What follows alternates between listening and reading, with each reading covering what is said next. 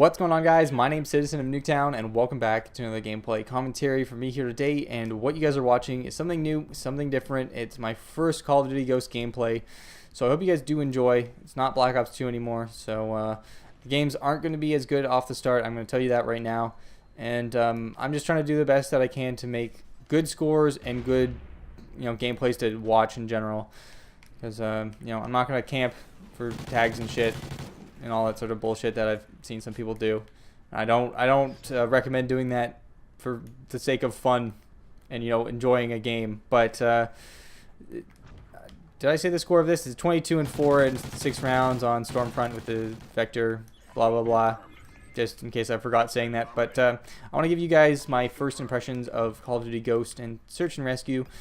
So and talk about some of the things that I don't like about it, because I generally am not having a good time playing this game so far, and I'm probably not going to be playing it too much. I'm just letting you guys know that now.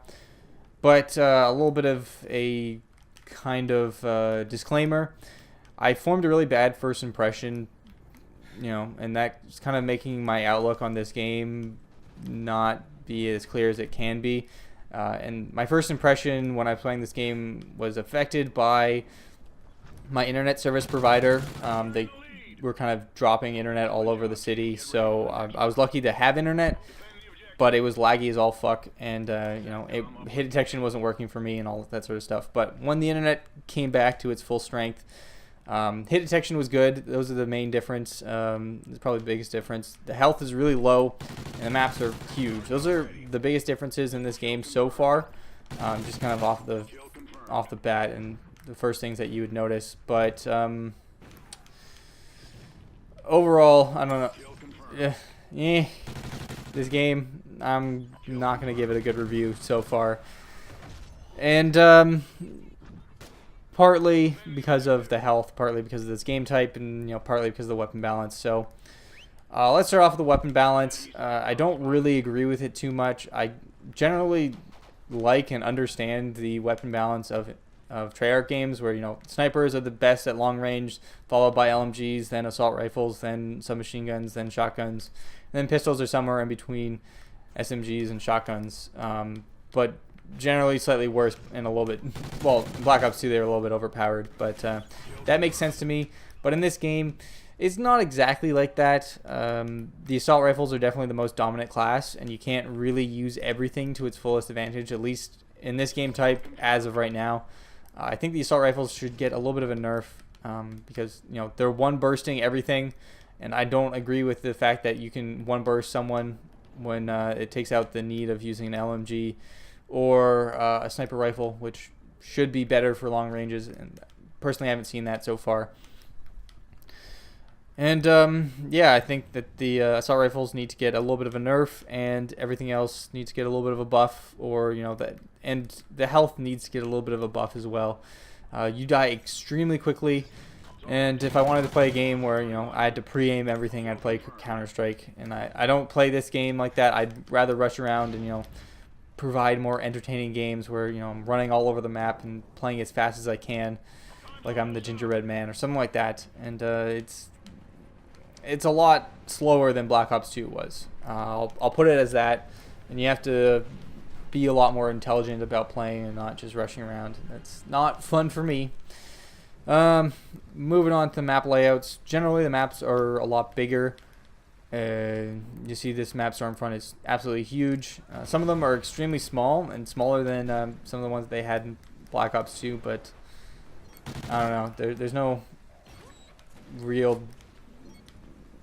standard for what the size of the maps are going to be. There's some like really small, some medium, and then some really large. And I'm not like disliking large maps. It just makes it so that there's people to hide in corners and stuff like that that you don't know about. And that's kind of the biggest issue with Search and Rescue so far, is people hiding in corners, playing super defensively because of the map layout with the huge lines of sight, the dominance of assault rifles, and the no real motivation to pick up tags. It just kind of makes this game really slow and painful to play. If you rush, you run into this kind of conundrum where if you rush, you get kills, you pick up a tag, and then you die. or you could sit back, you know, not pick up tags and live and get more kills. But people respawn on the other team, so it's not really the greatest, and then something needs to be changed to make this better. A really great example of that is Jack's 11-0 in one round. That's why the game's a little bit broken. Is, you know, people who play the objective can just get picked off, and people who aren't. And yeah, I don't know. I don't want to support people who to sit in corners and not pick up tags and something like that. There has to be some sort of motivation for people to pick up tags in this game, not just you know, you get kills and that's what builds your kill streaks. Like, score streaks are much better for objective game modes. Like, you know, TDM, fine, and maybe it's a little low. I don't really give a fuck because TDM sucks dick. But other game modes where, you know, the objective is the most important thing to winning the game, and, you know, playing objectively is, in my opinion, the most fun. They should reward that. And you know, there's no reward for picking up dog tags. There's no reward for, you know, saving your enemies. It's pretty much a risk, and you know, unless people really want to win the game, there's no, like, kind of other incentive or extrinsic motivation to help people play the objective. So I don't really agree with it too much. They should bring back score streaks. It makes a whole lot more sense, unless you're playing with people who are motivated to do that intrinsically because that's how they want to play it. It kind of sucks, and I really wish Search and Destroy comes back so we don't have to worry about tags and all sorts of bullshit that's associated with it. So yeah, that's kind of the main thing that I have with that. But fuck off right there. that was stupid. I guess I can help you guys out with some tips and tricks while this gameplay is still going on. Some key things to pick up, at least perk wise: unlock focus. That is probably the best thing you can unlock. It's, I don't know how similar it is to toughness, but it's definitely necessary, I find, in this game type. Dead silence is good. What is it? The awareness thing, what is it called? Amplify, is meh. A lot of people are using dead silence right now, so it's really hard to hear, at least in my opinion. Maybe you'll find lobbies that have people not using that, but generally I find people are using dead silence.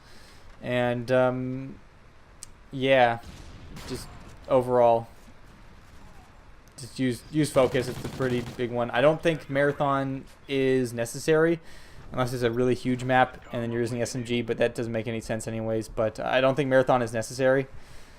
What other main tips? Ping is something pretty good if you're playing very aggressively. It basically, if you kill people, it will show them on the map in kind of an area from where they died. So that's fun, and it really lets you know if you should rush or not. But that's the end of the commentary. Hope you guys did enjoy. I'm signing out. Peace, guys.